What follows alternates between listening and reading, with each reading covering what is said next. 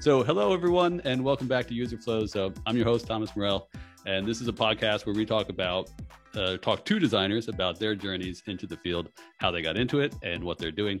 And so today I'm joined by Sam Harper, a former filmmaker and marine biologist. I'm sure there's a very interesting story there, and turned passionate UX designer. So Sam is a frequent contributor to UX Collective blog, which is a blog I read often, and is also a UX career coach. And so you can also be seen live, mentoring and coaching, teaching UX on your LinkedIn live stream, which is, I think, where I first came across you. And so, welcome to the show. Really excited to have you. And if you could tell us a little bit about yourself. Yeah, thank you for having me, Thomas. A little bit about myself. So I've been doing UX for over the past 4 years now. I did transition from I started in film school and got into marine biology. Really, the summary of that is, I think, like all of us in life, I just had a case of I don't know what I want to do with myself. So yeah, that's fair. But I had always loved, I'd always been a big fan of the ocean. And I loved sea creatures, and I would always like read the little kids books about like octopus and stuff like that. And Nice. And then eventually I moved up to Alaska. I got a job where I moved up to Alaska to go survey bald eagles. So I was doing research up there, but I was around the age of 26 at that time. And then I kind of hit my quarter life crisis where it was just a bunch of things at once. It was the cold, it was the seasonal affective disorder, it was the fact that I had no friends up there. And then I'm looking, I looked around in this office that, it was like 50 years old and smelled like mold. And there's like, all my coworkers were at least 10 years older than me. I was like, oh my God, is this the future that I'm setting for myself?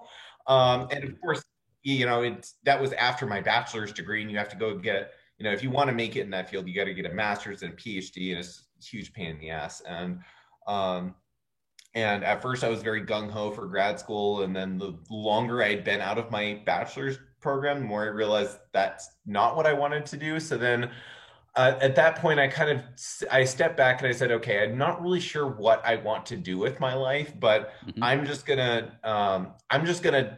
like give myself permission to, I guess, fail, so to speak. So I just moved back in with my parents, got a job driving a school bus for about a year and a half, and then just kind of explored my passions and, said, like, to hell with the social stigma that you have to be out of your house, parents' house at 21, whatever. Just like, it's your life, you figure it out on your own terms. And from there, I really started figuring out about user experience and what it was and all that stuff. And what was great about that is it really allowed me to combine two things that I was really interested in. I'm a very creative person, but then I'm also of course, like I became a data snob when I went through my marine biology degree, because it's all a science. It's all research, yeah. Measuring and constantly measuring and questioning everything and remeasuring. And I like to think that at first I thought that coming into UX from a marine biology background was a hindrance, but then I've realized the longer I'm in this field, I believe that it's a tremendous asset. I think the reason for that is I mean, and this is just my personal, like, what I've viewed of people in this industry, but it seems like a lot of them, they'll come from a design background or something, and there's nothing wrong with that. Absolutely nothing wrong with that. But I tend to see a lot of people who are not like data first and data centered. And I think what UX is, it's really just building off our understanding of the user, and we have to research the user. We have to look at them. We have to, like, examine their behaviors and their patterns and everything. So I think that it's actually the kind of unconventional background that I've come from has actually really helped me quite a bit. Yeah, no, I bet that's fantastic. And I never really thought about that way. I imagine, people coming from the sciences are very adept at the whole scientific method, which is basically what, research is based around, and, come up with a hypothesis and then prove it wrong. And observation and all that. That's probably a perfect field to come from. I will say there is another thing that I found very helpful from the field I came from, and that's, you know, whenever you're writing a scientific paper, you're reading scientific papers, like they take a lot of time of really breaking down like the introduction of the problem, like how it was studied. But then I think the big gold nugget that I think a lot of UX projects miss is the being like acknowledging the sampling bias. And they usually do that at the end. They say, well, you know, we sampled 500 participants, but in reality, this is where that could have been wrong. And there's always sampling bias, regardless of, you know, you could be doing research for Google and there's still going to be some kind of miscalculation in there. And then they also at the very end of those papers, they always say, this is the further research that needs to be done. It's never just saying like, oh, I just interviewed 5 people because, you know, Nielsen Norman Group said so, and we're gonna call it good. It's like, no, Yeah. this your UX project is never fully done. And I think acknowledging where it needs to be built off from here is one of those big things that we as UX designers need to do. Yeah, absolutely. No. And so I mentor students at springboard.com. And one of the things I've noticed is the students, once they get to the analytics kind of chapter of the course, for lack of a better word, is they get very nervous and they're totally not into it because a lot of them come from a design background. And then they take a look at Google Analytics. They're like, oh, I don't want nothing to do with that. And so Yeah. it's funny. I mean, I feel like when it comes down to that, there's really there isn't, I don't think there's really much to be afraid of in terms of numbers. I think Mhm. it's just that, you know, people they can be unfamiliar with it. But I mean, honestly, I'm not the best with numbers either. I got like, first time I took pre-calc, I got a D in it. So I'm not a genius or prodigy in numbers, but I can still respect and understand, Mhm. why, you know, like the significance that they can tell. And I think what's especially important is when I like to do, I know I'm going on a big tangent here, but like when No, I like to great. do quantitative research, I always like to combine the qualitative research where I'm interviewing someone. So, you know, Thomas, I'm interviewing, or you're interviewing me, but like we're talking, I get to, you know, I get to figure out what your hobbies are, how you're using this site or this piece of software, you know, what you normally tend to look for. That gives me a lot of personal data as far as firsthand what you're doing. But Mhm. then I can't interview 1,000 Thomases. I can Yep. interview 5 of them at a time realistically, and then I can have the other 1,000 just go through. You know, we just measure you through Google Analytics or something that allows you to track a much bigger Yeah. sample size. So I think in that regard, it can be very helpful. I think as you know, if you have a basic understanding of statistics, it can go a long way. So you can Yeah. understand where, you know, where actions are insignificant and where they're statistically significant. Yep. Yeah, that's perfect. And I always, the way I explain it to the students when it comes down to that is, you know, the data is going to tell you what's happening, but then you'll have to go out and talk to people to find out why it's happening. Yeah, And exactly. that's a really interesting perspective. And yeah, I remember my marine biology course because I was really interested in it as well. And once I saw all the science and math involved, I was like, nope, I'm going to art. Yeah. So that's the track I took anyway. So um you know, what is the kind of the biggest mind shift you think you had to make going from, you know, working in Alaska to now working on UX projects?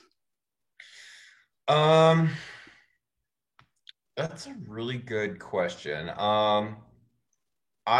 know, I would say that, um, you know, when you are a researcher, you know, really what you're trying to do is you're trying to look for, you're trying to kind of like understand it's this incredible, like insurmountably complex thing that we call nature, or you know, you're trying to understand like why this animal interacts with this plant species, or you're trying to understand why, you know, when you combine these two chemicals, why do they react in this certain way, and what can you harness with that. But you know, really, what it comes down to, it's basically it's glorified UX and vice versa. You're really just asking, you're asking questions because there is something that's not understood. And, if you don't have a product already, then you're understanding the problem and how that translates into a business case. If you do have a product, you're trying to understand how your customers are interacting with it and how, how things are not working. So it's like we're all kind of scientists in that way. I think, probably at least from my perspective, I think the first thing is to really understand that, I mean, yes, we are scientists. I think even just knowing that, understanding the scientific method, that you're setting a hypothesis, you're collecting data, you're doing your study where you've got a control and you've got several variables, you're observing that, you're trying to understand, where maybe the study was not as accurate, and you're retesting until you can get accurate results and then build on that. Again, that's just I feel like what has really shaped me in UX. I wouldn't say I'm like, I wouldn't call myself a visual designer. I would say like, I like to think about the problem first. I like to say that you could dress, if we don't understand the problem, like you can dress up a turd with UI all you want with visual design, but it doesn't make it any less of a turd. Absolutely. I like that analogy.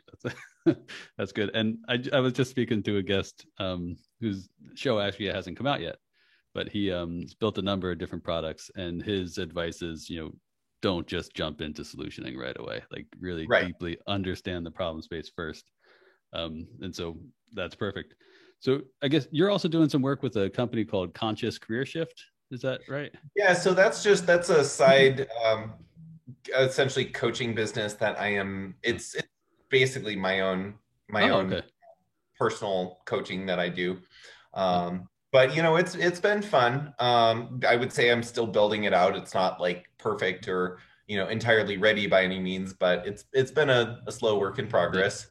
No, that's fantastic though. I think it's a great space. It's there's a lot of room for opportunity for people to move into this career field. So, and I think that's why I started mentoring students. I've seen a lot of people, have the interest, but then get a little bit intimidated by, the really super expensive bootcamp courses and also going back to university. So I think that's a great idea. And I didn't realize that was your thing. That's awesome. I love that. Yeah. I think, I guess, this is a little bit of a tangent, but related to, I'm saying this because, when I was first getting into UX, one of the first things I thought was I need a master's degree in UX. And I quickly learned you don't need a master's degree in this field at all. And I mean, if anything, I think that you're probably at an advantage starting out not doing that, just getting into the field. And, I wrote an article about that and everything, but yeah, just if you're getting into the field, there's definitely faster and simpler and easier ways to do it. Right on.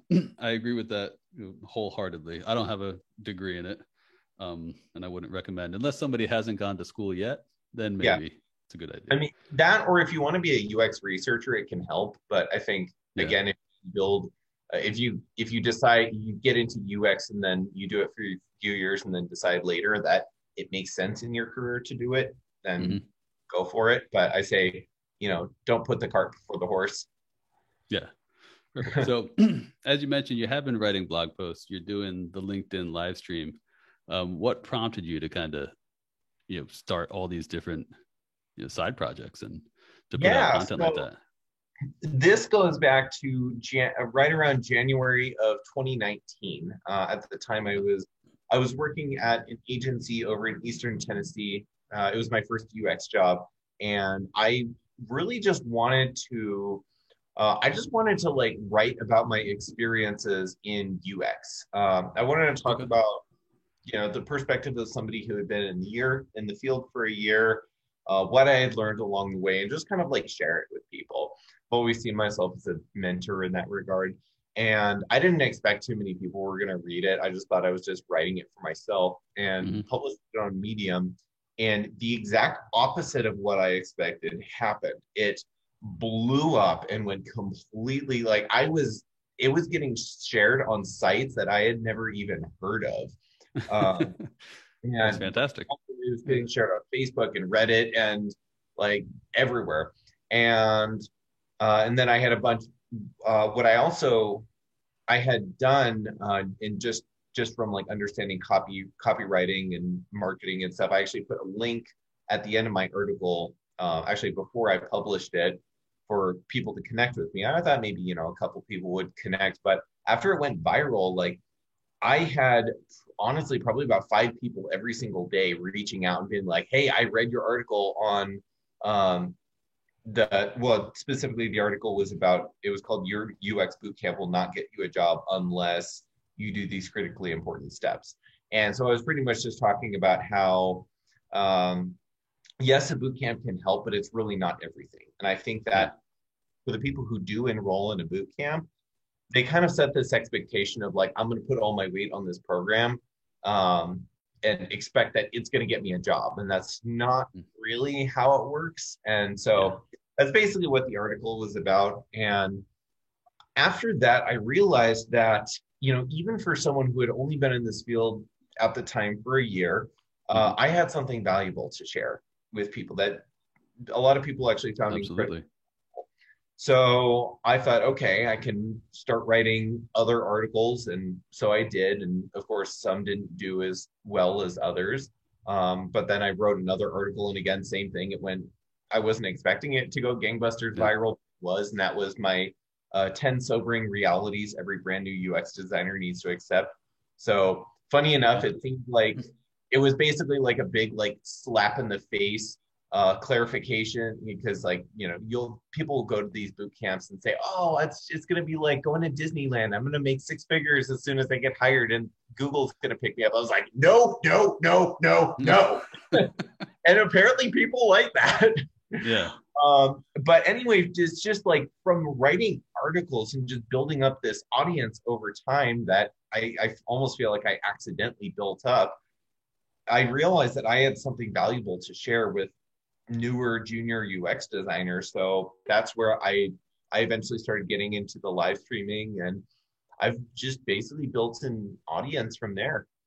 That's fantastic. I love that. That's perfect. And I've enjoyed the live streams and stuff on YouTube. What made you do live? So I think I've shied away from doing live just because it's live. Yeah. So it's kind of comes down to this personal development thing that I've been practicing, which is to do things that you're uncomfortable with. And I would say that I've been uncomfortable on camera, obviously not now. It's like I can show up live and not have anything planned and just kind of like just wing it. That's great. Yeah. But it was like, a few years ago, the idea of going live and just going live on the internet and talking scared the crap out of me. Even if I had a script, it'd be like, So I said, you know what? I'm going to kick this. I'm going to turn, and I started with like these little exercises where I would pull up my phone, I would record myself talking for 3 minutes, and then I'd share it in this like private Facebook group. And then I'd keep doing that. And then I kind of got a little bit better, and a little bit better, and a little bit better. And I was like, okay, guys, I'm going to do my first live stream. And I did. And it was absolutely terrible. I kind of like, I bit my tongue and all that stuff. But I got a little bit better, and I got a little bit better. And, what I will say is, I think that normally people will look at like a public speaker, or I've heard people have contacted me and said, "Sam, I have no idea how you do these live streams. I would never have the guts to do it." It's like, actually, I know what that feels like, but it's, nobody's born a public speaker. Nobody's born a live streamer.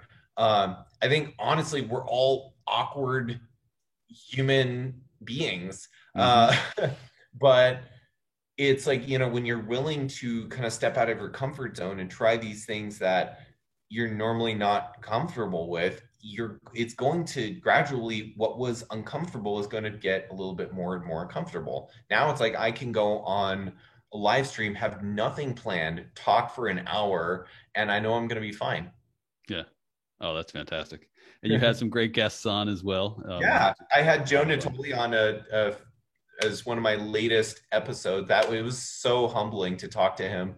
Yeah, it's fun when you get people who are like just super smart and super kind of, I would say, almost like light years ahead of you. Right. You're talking to them, like you're almost, it almost feels good when you're a little bit nervous to talk to the person that you're talking to, because it makes you, try that extra bit.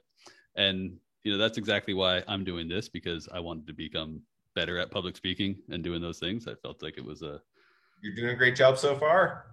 Thanks. It can be nerve wracking, but it's fun so far. It's also, you get to connect with really cool people. So since the pandemic started, there is no networking. So doing this kind of thing is a perfect way to meet the people that you see and kind of appreciate and, kind of form that relationship. So it's been fun. Yeah. Love it. And so what do you feel has kind of been the hardest aspect of working in this field? So this is something that I've noticed at so I've had 3 UX jobs so far. I'm still relatively new in my career. I've been doing it for 4-ish years. But what I've noticed at every single job is that defining your, when I say defining your role as a UX designer, what I mean is everybody and their mother thinks they're a designer. If you're talking to the dev team, they're going to try and give you design suggestions. If you're talking to business analysts, they're going to try and give you design suggestions. The QA people are going to try and give you suggestions. The janitor is going to try and give you suggestions. And I will say, at my first job, unfortunately, I didn't have the mentorship that I really needed. And so I kind of turned into this this weird yes man, where people would be like, oh, I think I have a suggestion for this and this and this. And I just said yes to everybody. And it didn't do the product any favors. And then it would, and then I would get to the point where I thought I had something ready. And then I would show it to people and be like, hey, what do you think of this? And then they'd be like, oh, why don't you do this, this, this? And it's just it was just this never ending cycle where, it wasn't getting done. And I'm just kind of sitting here what do I do? And I think one of the absolutely most critical skills for a UX designer to do, and I know this is uncomfortable, but to put your foot down and to say, say no, and not just no, I'm not going to do that. But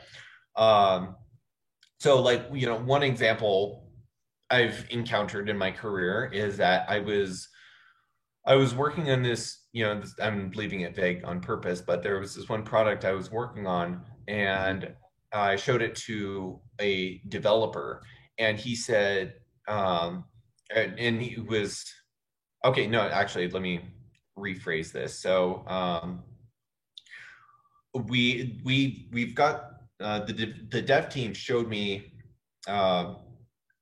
in a mock-up that they made that it was totally out of proportion. It was not what I wanted.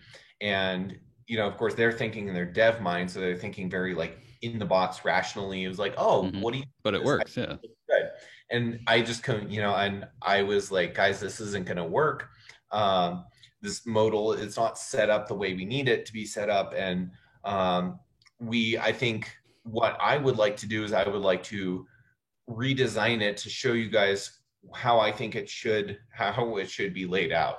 And so as I'm going back and forth with them, one of the dev people says, well, I think it's I'm okay with whatever you do as long as you don't have to scroll to get to the bottom. It's it was a 2-column, and I was like, we need to put it into a 1-column.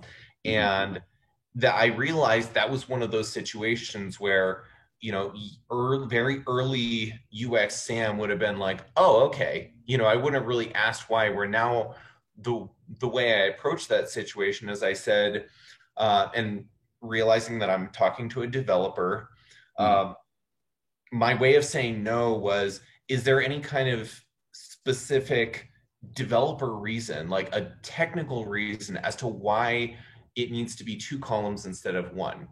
And that's just my way of kind of subtly saying like, hey, I'm the UX designer, I'm the designer here, you're the developer, you do your job, I won't tell you how to do your dev team, your dev job, but don't tell me how to do my UX job. And so I kind of put it back in his court. Is like, is there any reason from your end as to why we shouldn't design it this way? And he was like, oh no, it's just personal preference. And I was like, great, I'm just going to do it my way then. Love that. Yep. It's good to be collaborative, but you have to, make the final decisions. Yeah, absolutely. And I think that's honestly one of the biggest bits of advice that I would give to any junior is learn how to professionally say no, and not just say no just to be a jerk, but say no for the right reasons, because otherwise everybody's going to try and tell you how to be a designer, and you're just going to get like caught in this tug of war contest between 30 different people, and it's going to go nowhere. Yeah, I think that's one of the hardest things for people to get used to is you really need to grow some pretty thick skin, because what we do is visual. Even if you're not working on the final visual design, you're putting up wireframes, you're putting up prototypes, those things. Everybody can see it, so everybody's going to comment on it. And having the wherewithal to, take those arrows and still, stick to your guns is tough. It's a skill that people have to build up.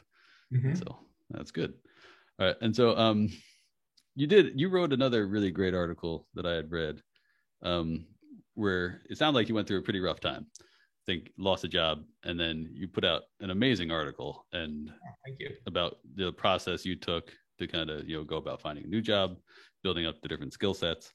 And I love that. Could you just quickly maybe explain the steps you took to go through that, and then now how you got to the point where you're now mentoring people? Like, I just think it's a great story. Can you tell me what the title of that article is? Because I put out a bit of them. Yeah, I'm not quite sure. I will tell you did reference a book that I love, which was What Color Is Your Parachute? I guess I'll kind of start in that direction. So yes, I think one of one of the things that I've noticed personally is I feel like cover letters are an absolute waste of time, in my opinion. I think they're an old relic of the 60s and the accountant world. Not to say it can't be helpful to people, but the way I see it, because we are designers, we can we don't have to describe that we're good like some fields, like an accountant might have to describe like, oh, well, I worked on, $100 million accounts. Whereas for us, it's like we have to show that we're good. So I feel, in that sense, that if you can have work that's live that people can actually see and interact with, you've got your LinkedIn page, you've got all these other platforms. Basically, your goal is to kind of be the worst kept secret out there. It's a tagline I heard from a marketer that I really liked. So yeah, that's a good one. I just like to run with it. And I think that, in my experience of and this is even going back to my biology career, but every time it seems like I've spent so much time writing cover letters and then, with my resume and sending it off, and then it just gets auto rejected anyway. And I'm just like, well, screw that. I'm gonna prioritize it a little bit differently. You kind of say yes, you've got your resume, but it's kind of like just a summary of what people are going to find on Google anyway. And then and then after that, they're going to see things like, they're going to see your portfolio. They're going to see your LinkedIn content. They're going to see podcasts you're putting out and articles you're writing and all this stuff. And I feel like that's, that in itself is a really big story to tell for who you are necessarily. And I would say, okay, so I am starting to remember what I believe what article you're talking about. So I was working at an agency here in Salt Lake, Mhm. and I around July of 2020, I got a surprise, a surprise meeting put on my calendar that had my Yeah. boss's boss and me. And I was like, okay, this doesn't look great. But I showed up, and then the HR person jumps on and they're like, hey, we're cutting costs and your job no longer exists. And it Oh, just felt like I got punched in the gut right there. And I even asked them, hey, why did my job get cut? Like, what was the reason behind this? And then it was just, I kind of got this vague non-answer that was just like, oh, it's just people above are shifting things around. So here's your severance pay. Good luck. yeah. And at that time, I'm like, shit, I've got to figure this out. And it's whenever you're put under pressure, you tend to get really creative. Um, so what I decided to do is I was for some of these jobs that I was applying to, I was also reading the Jobs to Be Done book, Yep.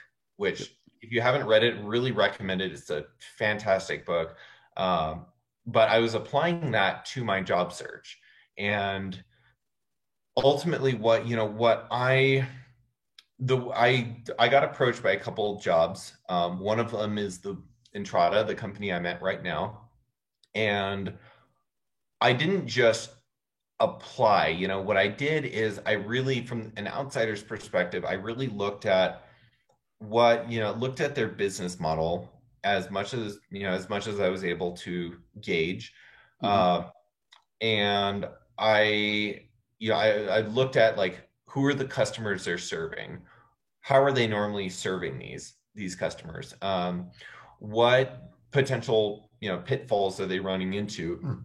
And I kind of created almost like a case study around this, where I was talking about the problems that were specific to Entrada, Hmm. uh, and I was you put talking about the Jobs to Be Done method and like my thought process for how I would work, essentially like talking, kind of giving them a snippet of what I would be like as and specifically as an Entrada employee. Yeah. Uh, and when they ask, most companies, they'll just say like, hey, can you walk us through your portfolio? And I Hmm. said, and I've got a PDF portfolio. So I said, sure, I'll show you an example of one of the other projects I've worked on. But then on the second half, I was like, hey guys, just so you know, I created this other thing. Do you want to see it? They were like, oh, sure. They weren't expecting it at all. This was not something I was asked to do. I did this on Yeah. my own. And I just completely went into like, this is how I would go about solving Entrada's problems as an employee. I was already Yeah. thinking about the end result before I had even gotten the job. And uh, by that, and I did this with this other software consulting agency. And by that time, like these both these companies, like they were ready to get in a tug of war contest to try and bring Yeah. me on. And Entrada ultimately won. So um, I think Fantastic. that's an approach I usually like to take for job hunting, and I think that it's served me incredibly well. Because you're not just saying like this is a project I'm working on. You're thinking more specifically, this is how I would go about solving your business problems, and I've taken time to really try and understand your business problems as much as Yeah. possible. I can't guarantee it would work for everybody, but it's going to be a lot more. I think it's going to be a lot more effective than just generally showing a portfolio project.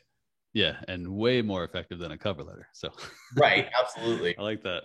That's great. I love that. I haven't seen many people do that, so that's going way above and beyond, but in a very good way, like a way Yeah. that's gonna just totally put you right at the forefront in that interview process. So that Mhm. love it. Um, so, what would you say to somebody, somebody, a young 20-year-old, possibly, marine biology student, starting to think, maybe this isn't for me, and they're really interested in UX design, thinking about making the career switch? What would be your advice to them? Oh man, that's awfully specific. So you're asking what I would say to a general person in my position or to me at Uh, that. a general person, just Okay. anybody out there. Um, really, what I mean, I guess what I would say from a very general perspective is, you can't know what you want to do entirely by just figuring it out in your head. That's impossible. You really just have to, it's like, life is really just a big trial and error of trying things and seeing if you like them. So I would say just like, hold on to what you liked from your previous, what you've discovered you like, even going back to like your first, my first job was, I was bagging groceries at a Safeway at 16 years old. Mm-hmm. Okay, even like in that first job, like what did you like about that? And then like in my next job, I was working at a Wendy's. Like, what did you like about that? And kind of looking at what have you built up over the years that you've realized interests you and like appeals to you in the jobs that you've had. And then just kind of, I think you'll get a much better picture if you're able to look retrospectively at that, but then also say, oh, I'm interested in, for when I was trying to figure things out, like I was even looking at like occupational therapies and some of these other things. So I went to like, I was over in Colorado, and Colorado State has a program. So I went to one of their like occupational therapy seminars, realized it wasn't for me. That's fine. But I put myself, I said, oh, I'm interested in learning more about this passion. Let me go sample it for a little bit and see if I like it. I love that. I don't even know what an occupational therapist does, but that's all right. They help people who are injured to basically recover. Oh, okay. Yeah, so it's like that, like you've got the physical therapist who helps them like regain control of their body, and then the occupational therapist helps them like get back to normal functioning life. Ah, gotcha. That would be pretty rewarding job as well, but I understand if that's not your thing, that's not your thing. Well, not that it wasn't my thing, but UX is way more my thing. Good. And so where should people go to connect with you? I would say just, connect with me on LinkedIn. I'm on LinkedIn pretty frequently. I've taken a kind of a hiatus from posting on LinkedIn for a little while, and that's just because I've been busy with the moving into my new place. But I do plan on producing a lot more content very soon. So yeah, just connect with me on LinkedIn and follow my content and just say hi. Fantastic. I can't thank you enough for coming on. I really appreciate it. And it's nice to finally talk to you in person after, watching a lot of your videos and stuff online. So really appreciate it. Nice to meet you. Yeah, it's good talking to you too, Thomas. Take care. You as well. Talk soon.